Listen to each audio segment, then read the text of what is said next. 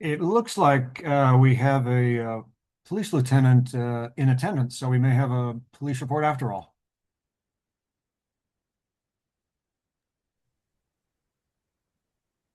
And I see it's 7:01, so I will go ahead and call this monthly meeting of the Alcoholic Beverage, Cannabis, and Public Safety Committee of ANC 1C01, ANC 1C, I'm sorry, to order. And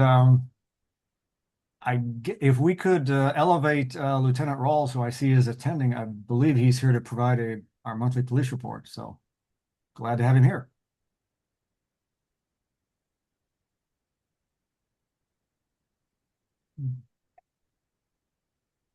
Great.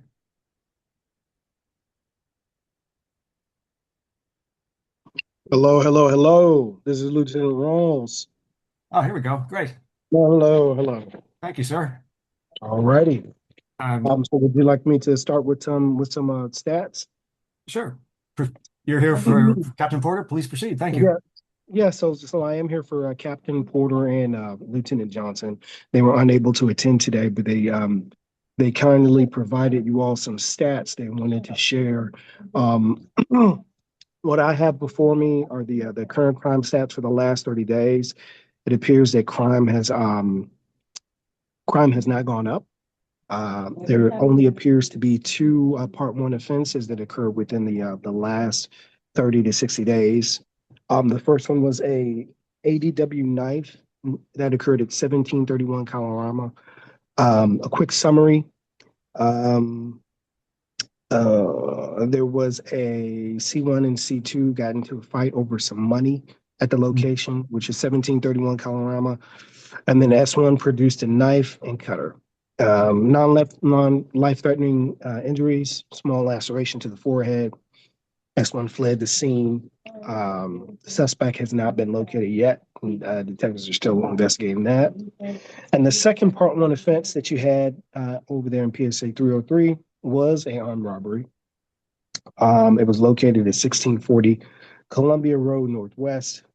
Also, additional quick summary, C1 or the complainant was standing, waiting and holding his personal scooter when he was approached by two suspects.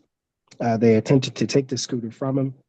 When V1 resisted, the first suspect produced a handgun. At that time, the complainant complied and released the scooter, and the subjects fled in an unknown direction. And so those are the two Part 1 offenses that we're tracking right now in PSA 303. Other offenses within the last 30 to 60 days, it looks like no burglaries.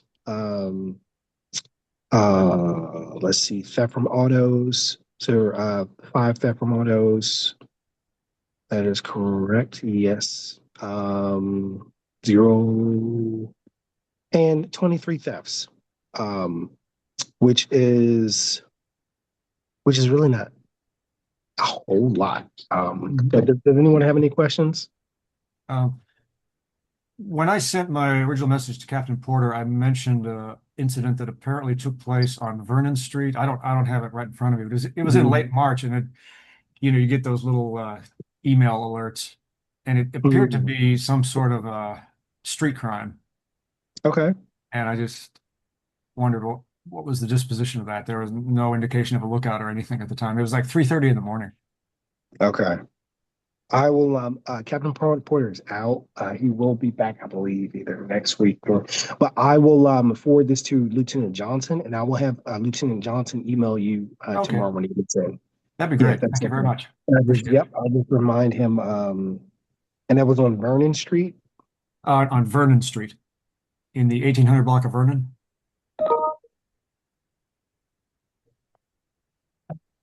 And approximate time? You say around 3 a.m. It was about 3:30 in the morning, and it was maybe within the last 10 days of March. I don't have it right in front of me. It was in late Okay. March. Okay. Oh, and Chairman Wood, the floor is yours. I got a question when you're ready. Uh, it's kind of a general, I mean, I could ask this at any time. I'm surprised I haven't asked it at some past meeting, but like we often hear about the closure rates that detectives get on cases, but like what's the rate of, well, d does MPD measure the time to closure? And regardless of whether it's measured, like what's your perspective on how long it's taking to close cases? Is it taking longer Well, than normal? Like how's that right now? Just kind of out of curiosity. well, see, yeah, there's not a real But, I guess method to that, so to speak. Times on closures, just every case is different. yeah. Every case, of course, as you know, I probably don't have to tell you, it takes a certain level of investigation, whether it's a shooting or a stabbing, as opposed to a theft, as opposed to a domestic violence case. Everyone is different. Each one is different. So there's not like a time, so to speak. However, we just try to get it done as swiftly, as efficiently as we can, as long as we have leads that clues that lead to close an investigation. That's how fast we get it done.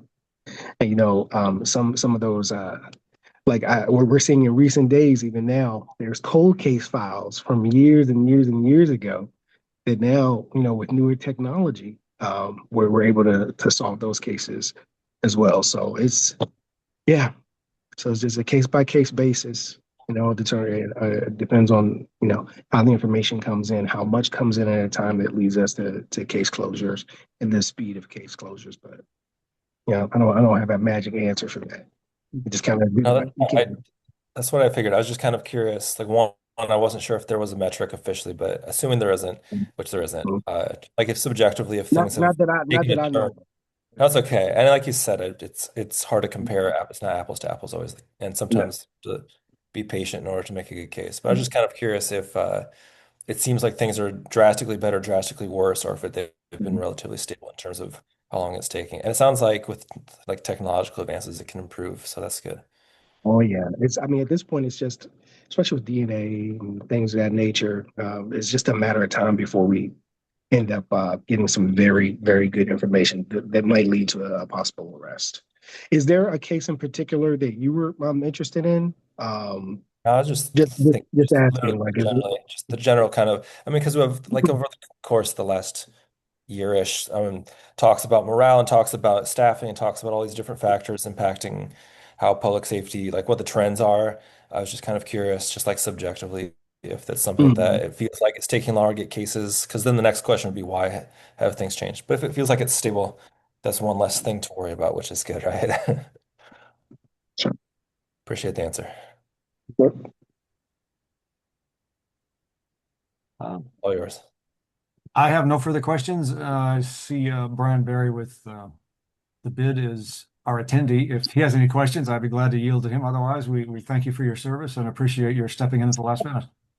Thank you, and I'll make sure Lieutenant Johnson, in reference to the 1800 block of Vernon, he'll try to get you some information on that. Hopefully Okay, by the details are in the email.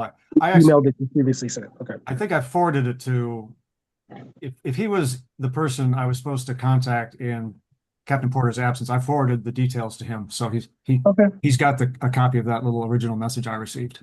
That'll give you the Sounds date and good. everything. All right. Thank you. Sounds good. Great. Okay. Thank you very much. And that's it for my committee's agenda this evening. I don't know that the other two committees have any pending agendas, do they? I don't think so. I haven't heard anything. I mean, I think that something happened with the calendar that they got mixed up. So I think this is, as far Yeah. as I know, this is the only thing for tonight. So it should be good. If not, they'll come back. And it was only the PZT that was on the calendar, but I don't know if Yeah, I that was saw a that. mistake. And I haven't heard anything from David. So Okay. Well, yeah. and in that case, I'm happy to call this meeting adjourned and thank everyone for their brief attendance. Have a great evening, everybody. Good night. Bye-bye.